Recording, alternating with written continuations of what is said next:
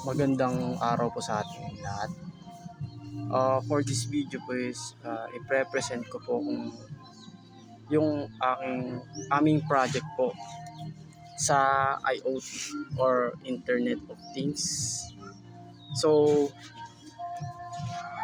uh, bali ang class po na ating ititrain sa ating AI model o sa may Edge Impulse po is ito pong sensor, tapos ito pong mouse.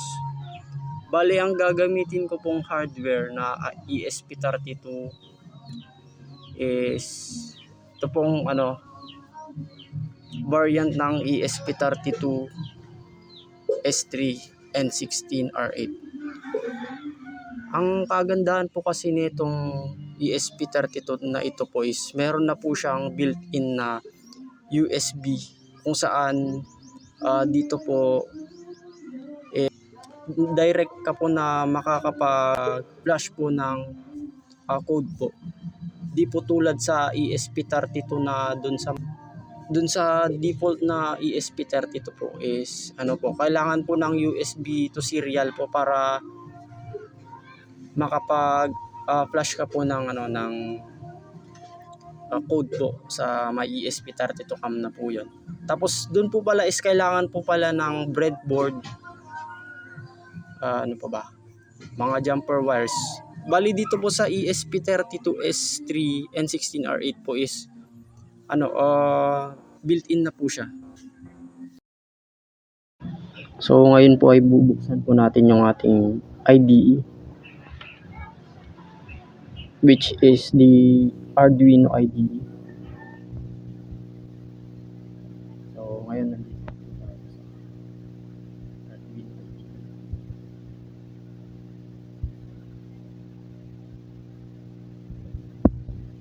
Bali, pupunta lang po kayo sa may example. Tapos hanapin niyo po ESP.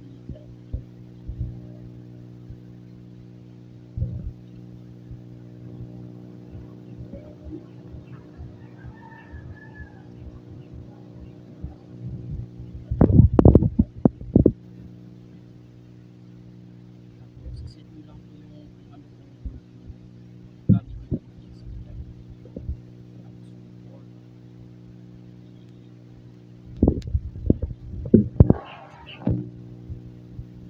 Tapos set nyo din pala yung flash size niya. Ay, nakadepende pala po sa may ESP. Bali dito po is po tayo mag-capture po ng image po ng ating object. Bali yung code pala dito is i-copy paste ko lang po sa galing po sa my text editor kasi meron po akong script na ginawa dati.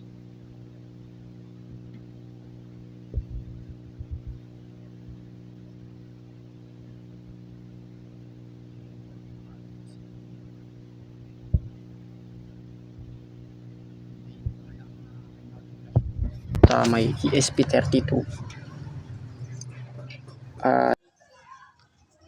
Bali ngayon po pala is magko-collect po tayo ng image po nitong ating object class po. Ito pong sensor at saka ito pong mouse. Gamit po ang ating ESP32 S3. Bali ito po, magka-capture na po ako. Bali kapag katapos ko pong mag-capture po ng mga image po is pupunta na po ako sa Edge Impulse para i-upload po ito para magamit ko na po itong mga image na makukuha ko po para pang-train sa ating model po.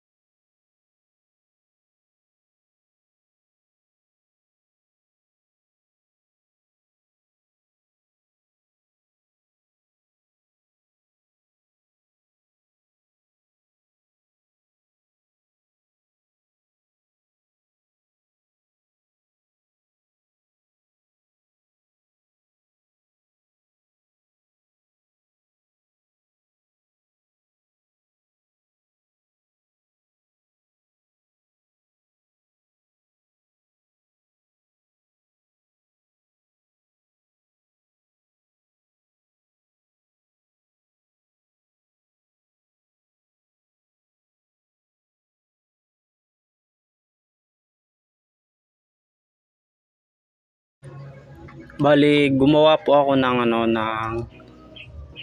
new project ko po. Ang nilagay ko pong pangalan sa new project ko po is object detection.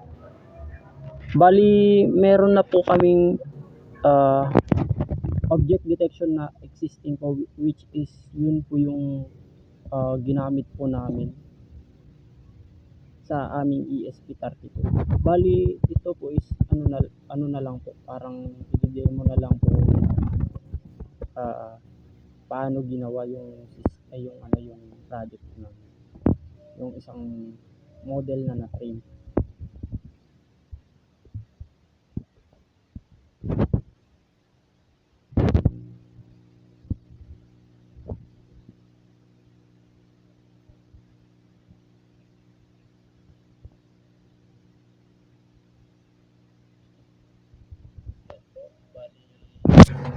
Nagawa na po yung yung new project. Ang pangalan po is Object Detection 2. Bali, ang gagawin pala dito is mag-a-upload lang po ako ng image. Yun pong image na kinunan ko kanina.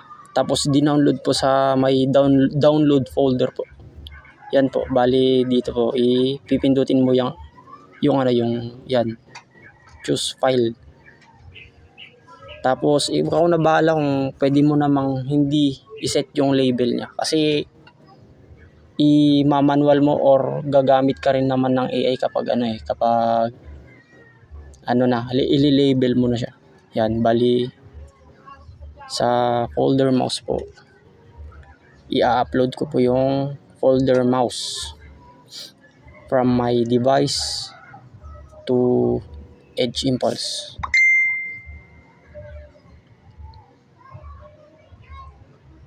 Bali, ganyan po yung process.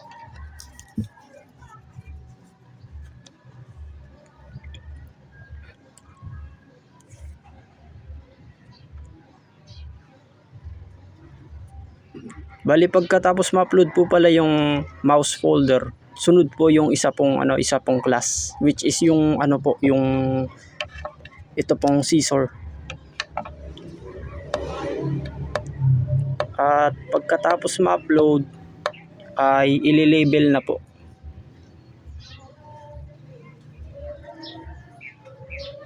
Sa pag-label po pala, pwede nyo pong i-manual.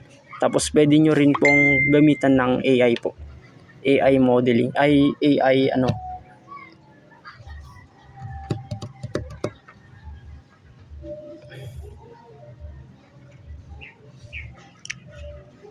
Yan, bali, gagawa ka lang ng square dun sa eksaktong object class. Para yung AI mo ay yung ESP32 mo, pagkatapos mo i-flash yung ay para yung library mo is accurate yung pagkakakuha nitong object.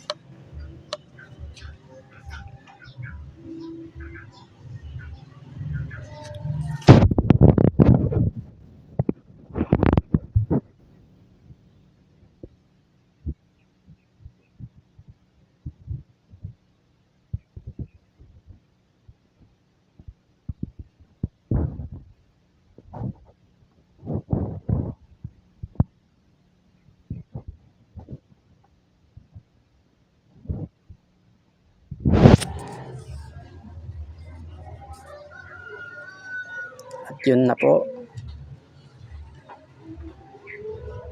Bali, nag-skip na po ako dito. Kasi pumunta po ako sa may existing po namin na project po, which is yun yung pong object detection, yung walang 2 sa na extension. Object detection project.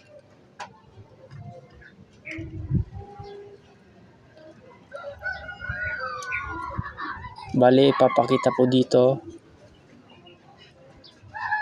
yung mga image na labelan na po. Meron na pong label. Yun po, diyan po makikita sa. Meron po siyang scissor tsaka mouse na label. Oy! Oy!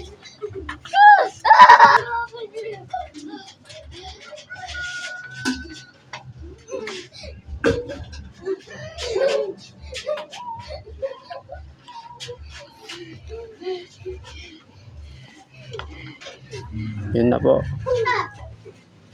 Click nyo lang po yan pagkatapos makapag-label na po kayo para mag-generate po yung mga dependencies para matrain po yung model nyo.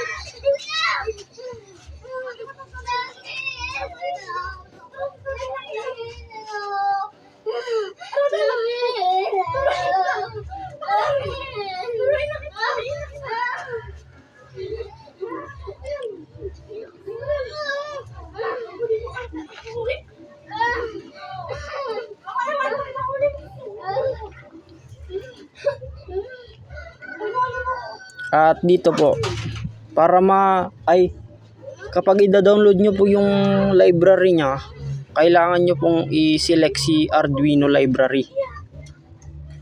Yan po, i-select nyo po si Arduino library. Tapos, pwede nyo gamitin si on. Pero, kailangan nyo ata ng ng subscription sa Edge Impulse. Kaya pinili na lang namin si TensorFlow Lite. Yun, pagkatapos download si yung library,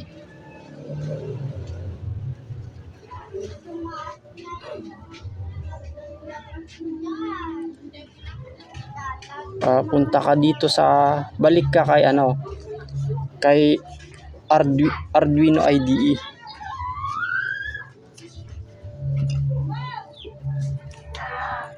Yan.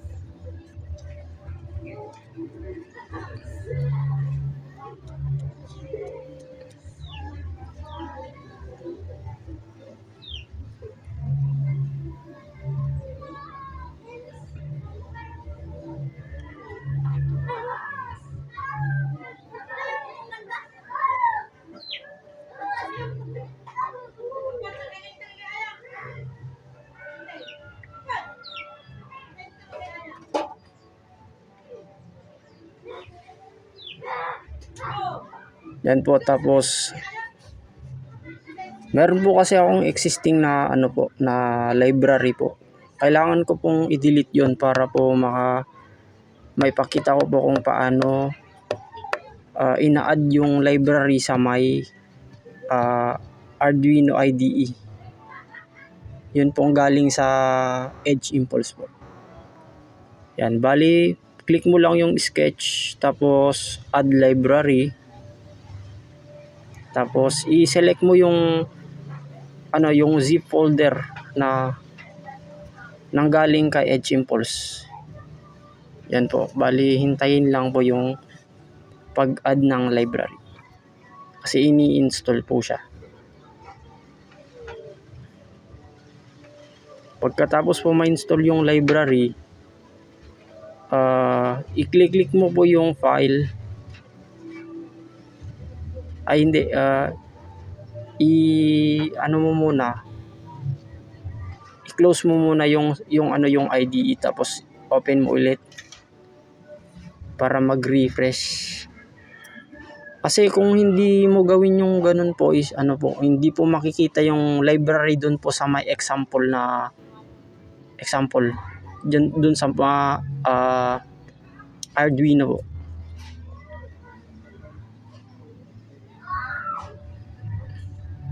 Yan po, bali click mo po yung file tab, tapos punta ka po sa examples, hahanapin mo po yung library. Pagkatapos nyo po mahanap yun is bali i-upload nyo lang po yung codes na nandun sa may library, at pag na-upload na po is ganito na po yung lalabas. Bali